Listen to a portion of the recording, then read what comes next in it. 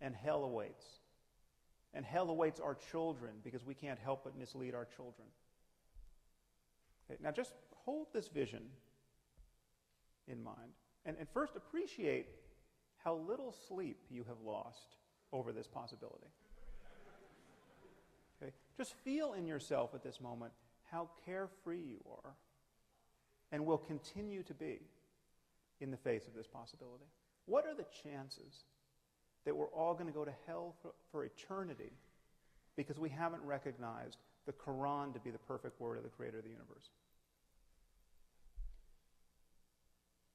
Please know that this is exactly how Christianity appears to someone who's not been indoctrinated by it.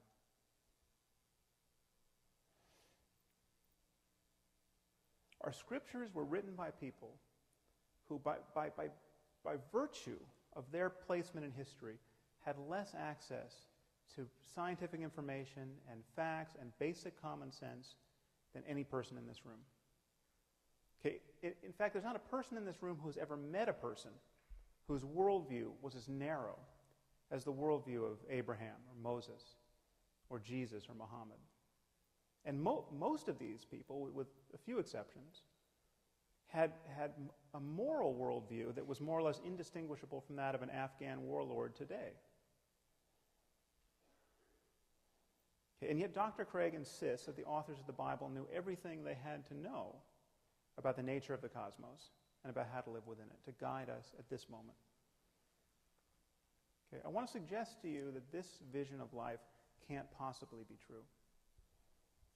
Okay, but just as there's no such thing as Christian physics or Muslim algebra, there can be no such thing as Christian or Muslim morality. Whatever is true about our circumstance in moral terms and in spiritual terms is discoverable now and can be talked about in language that is not an outright affront to everything that we've learned in the last 2,000 years. Okay, what remains for us to discover are the facts in every domain of knowledge that will allow the greatest number of us to live lives truly worth living in this world. I mean, how is it that we can build a global civilization, a viable global civilization of now destined to be 9 billion people, with a maximum number of people truly flourish? That is the challenge we face. Sectarian moral denominations, okay, a world shattered, balkanized by competing claims about an invisible God, is not the way to do it, apart from the fact that there's no evidence in the first place that should be compelling to us to adopt that view. The only tool we need is honest inquiry. And I would suggest to you that if faith is ever right about anything in this domain, it's right by accident. Thank you very much. It's been a pleasure to talk to all of you.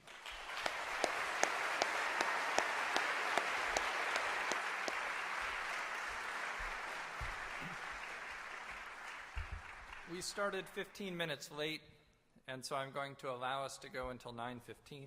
That gives us 30 minutes for questions. As I said at the beginning, we're going to allow Notre Dame students to ask the first 4 questions. After that, the microphones are open to anyone.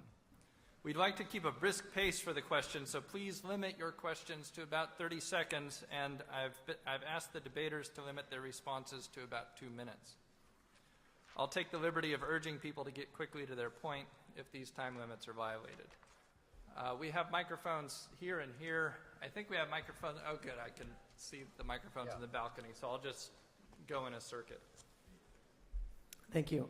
Dr. Harris, if Dr. Craig could link out of your objections about the problem of evil and the problem of choosing the right religion, so that those weren't really problems, those weren't functioning in the debate, where does that put you dialectically? How do those function in the debate? Do you mean if I was given good reason to believe that Christianity is true? Or if Dr. Craig could show that choosing a particular religion wasn't necessary for the grounding of morality, just that some religion being true was sufficient for there being a grounding for morality, and that the problem of evil was somehow answered. Well, I would never be tempted to dispute that we could make up a religion that, if true, would be a grounding of morality. I mean, those imaginary schemes are there for the asking. We could make them up, and in about 5 minutes, we could make up a better religion than any that exists. I mean, you just take Christianity and cut out Leviticus and Deuteronomy, and already you've done great work.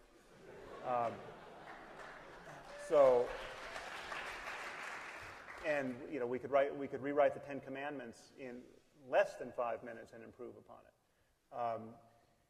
Add being kind to children and swap out the bit about the graven images, and you've already made it a much wiser document. Now, but that's not the point. I mean, the point is that one point I made, which he never really addressed, is that you're smuggling in a concern for well-being in any case. You just have a different timeline. If Christianity were true, it would be part of my moral landscape. I mean, if someone like myself is going to suffer in hell for eternity based on what I'm currently thinking, then I clearly am doing the wrong thing. I mean, I would want that information, and I would think, that would be a revelation to me, which I would take seriously, and I would do everything I could to get into heaven. I mean, that would be, heaven is if eternity in heaven versus eternity in hell is really the landscape that we're living on, well, that's part of my moral landscape. It just changes its temporal characteristics. There's just no reason to think that that's the universe we're living in. Thank you. Up and to my left. Hi. Professor Craig, you made an interesting analogy. You said that long before we could explain scientifically where light came from, we could distinguish between light and dark, and that the same could be said for good and evil. But to me, that analogy seems dangerous because long before we could explain scientifically where light came from, we said it came from God. Could the same be said for morality? And then also, how do you explain shifts in moral consensus over time? Okay, I'm not sure I understood all of the questions, so I might need our moderator to help me here. The last part of the question was shifts in morality over time. Don't confuse moral ontology with moral epistemology. Moral ontology is the foundation in reality for objective moral values and duties. Moral epistemology is how we come to know the goods that there are and the duties that we have. And clearly, affirming that there are objective moral values and duties doesn't mean that we always know them infallibly. Clearly, over time, there's such a thing as moral growth and moral development. When I look at my own life, I look back at my life as a young man, and I can see certain attitudes and things that I had that I now would be ashamed of morally. I think I've experienced moral growth. So there's no reason to think that the objectivity of moral values and duties implies that there isn't such a thing as moral growth or a clearer apprehension of the good, or sadly, in some cases, a moral degeneration of a society and turning away from good. So these are two different problems, and my concern is moral ontology. Now, I didn't catch the first part of the question. Mike, did you? Yeah, tell me if I misrepresent you, but I take it that she's asking, you say that we understood light and dark before we understood the physics of light. She says, but we posited supernatural explanations for light also at that time. Why not think morality is in the same situation? Yeah, again, I think you misunderstood the analogy there that I'm making. What I'm saying there is distinguishing moral ontology from moral semantics.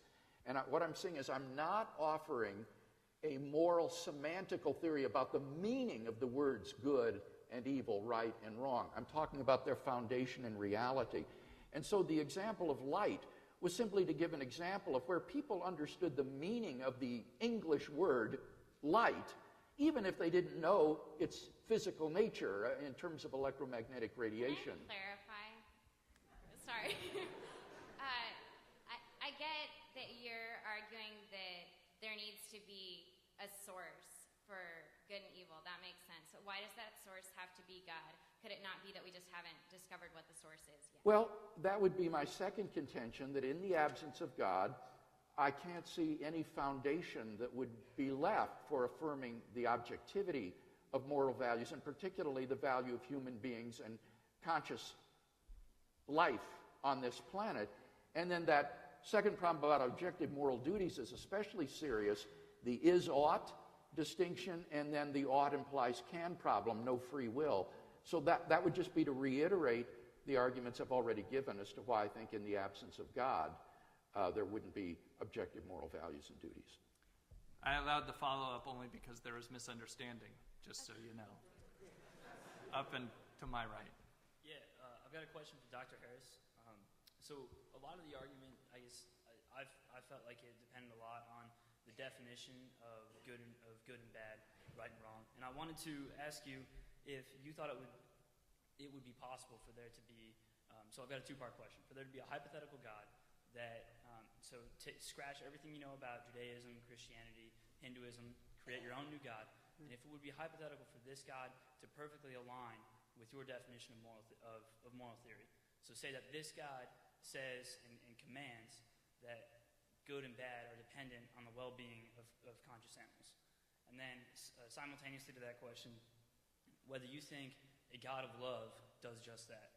Because it seems to me, in my experience and looking at history, that there is no greater continuum across human history than the presence of love, and the fact that we've had marriage, whether homosexual, heterosexual, transgender, from the moment we've been living animals.